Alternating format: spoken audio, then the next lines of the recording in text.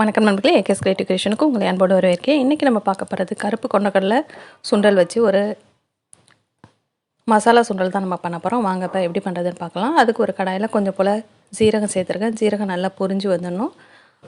ஜீரகம் கொஞ்சம் பொரிஞ்ச பிறகு அதோட ஒரு 3 ஸ்பூன் அளவுக்கு உளுந்து சேர்த்துக்கிறேன். அந்த உளுந்தையும் நல்லா செவந்து வர அளவுக்கு இதை வறுத்துக்கலாம். எண்ணெயெல்லாம் சேர்க்க வேணாம், ட்ரை ரோஸ்ட் பண்ணாக்கா போதும். இப்போ பார்த்திங்கன்னா உளுந்தும் ஓரளவுக்கு நல்லா செவந்து வர அளவுக்கு நல்லா வறுத்தாச்சு. இந்த ஸ்டேஜில் கொஞ்சம் போல் ஒரு சின்ன துண்டு அளவுக்கு இஞ்சி அதை பொடி பொடியாக கட் பண்ணிவிட்டு அதையும் உள்ளே சேர்த்து நான் இந்த சூட்லேயே நான் வதக்க போகிறேன். நீங்கள் ஒவ்வொரு பொருளாக தனித்தனியாக வறுத்துட்டு நீங்கள் பிளேட்டில் மாற்றிட்டு அடுத்த பொருளை அப்புறமா நீங்கள் வறுக்கிறது அப்படி கூட பண்ணலாம். பட் நான் இன்றைக்கி எல்லா பொருளையும் சேர்த்து ஒரே டைமாக வறுத்துட போகிறேன்.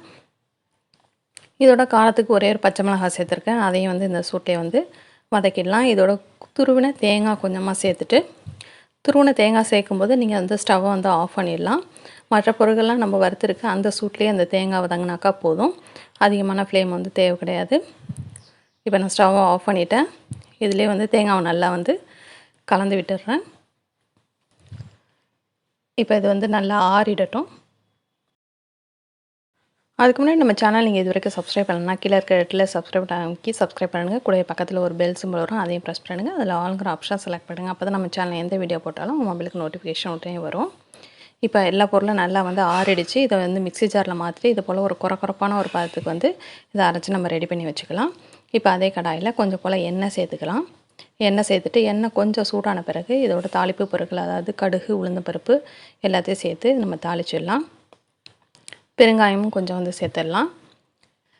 இப்போ இதில் கொண்டக்கடலை பார்த்திங்கன்னா ஒரு 5லேருந்து ஒரு 6 மணி நேரம் நல்லா ஊற வச்சுட்டு அந்த தண்ணியெல்லாம் வடிச்சிட்டு குக்கரில் வச்சு நல்லா உப்பு சேர்த்து நல்லா அது ஓரளவுக்கு எந்த பதத்துக்கும் உங்களுக்கு வெந்திருக்கணுமோ அந்தளவுக்கு விசில் வச்சு கொண்டக்கடலையை நல்லா வேக வச்சு எடுத்து வச்சுக்கோங்க. இப்போ கடுகு, உளுந்தம்பருப்பு, பெருங்காயம் எல்லாம் சேர்த்தாச்சு. இப்போ வேக வச்சு எடுத்து வச்சுருக்கேன் கொண்டக்கடலையை நான் உள்ளே சேர்த்துடுறேன். இப்போ இந்த கொண்டக்கடலையை நான் உப்பு சேர்த்து வேக வச்சுருக்கேன். இப்போ இதோட நம்ம மசாலா பொருள், நம்ம பொடி பண்ணி வச்சுருக்க மசாலா பொருட்களையும் உள்ளே சேர்த்துட்டு இந்த மசாலாவுக்கு தேவையான அளவுக்கு மட்டுமே நம்ம உப்பு சேர்த்துடலாம். ஏற்கனவே கொண்டக்கடலையில் உப்பு நான் சேர்த்துட்டதுனால இப்படி மசாலாவுக்கு மட்டுமே உப்பு சேர்த்துட்டு இதை நல்லா கலந்து விட்டுடலாம். ஒரு ஈவினிங் டீ டைம் இது போல் ஒரு ஹெல்த்தியான ஒரு சுண்டல் செஞ்சு கொடுத்தீங்கன்னாக்கா நல்ல ஒரு ப்ரோட்டீன் ரிச் ஒரு ஸ்நாக்ஸ் நமக்கு குழந்தைங்களுக்கு கொடுத்து திருப்தி கிடைக்கும். இதோட ஒரு பிஞ்ச் அளவுக்கு மஞ்சத்தூள் சேர்த்துக்கலாம். இது ஆப்ஷனல் தான், தேவைப்பட்டால் சேர்த்துக்கலாம், இல்லைனா நீங்கள் விட்டுடலாம்.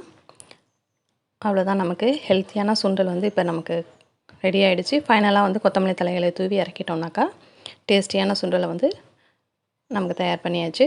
கண்டிப்பாக வீடியோ பிடிச்சிருக்குன்னு நினைக்கிறேன். பிடிச்சிருந்தா மறக்காமல் லைக் பண்ணுங்கள், உங்கள் ஃப்ரெண்ட்ஸ் ரிலேட்டிவ்க்கு ஷேர் பண்ணுங்கள். முக்கியமாக கமெண்ட் செக்ஷனில் கமெண்ட் பண்ண மறந்துடாதீங்க. வேறு ஒரு இன்ட்ரெஸ்டிங்கான வீடியோட உங்களை மீண்டும் சந்திக்கிறேன். வணக்கம்.